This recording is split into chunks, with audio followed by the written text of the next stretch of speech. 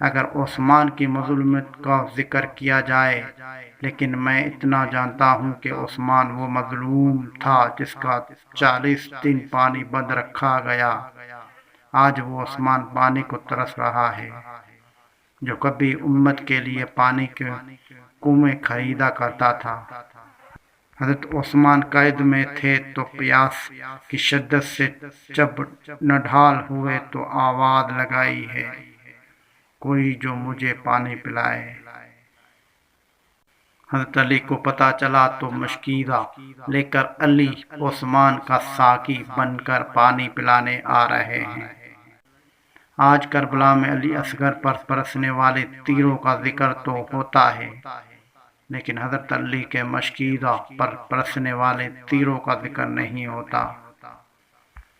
باغیوں نے حضرت علی کے مشکیزہ پر تیر برسانے شروع کیے تو علی نے اپنا عمامہ ہوا میں اچھالا تاکہ عثمان کی نظر پڑے، اور کل قیامت کے روز عثمان اللہ کو شکایت نہ لگا سکے کہ اللہ میرے ہونٹ جب پیاسے تھے تو تیرے مخلوق سے مجھے کوئی پانی پلانے نہ آیا۔ کربلا میں حسین کا ساقی اگر عباس تھا تو مدینے میں عثمان کا ساقی علی تھے۔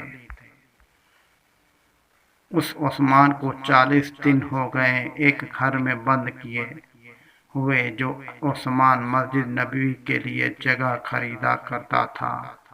آج وہ عثمان کسی سے ملاقات نہیں کر سکتا جس کی محفل میں بیٹھنے کے لیے صحابہ جوک در جوک آیا کرتے تھے۔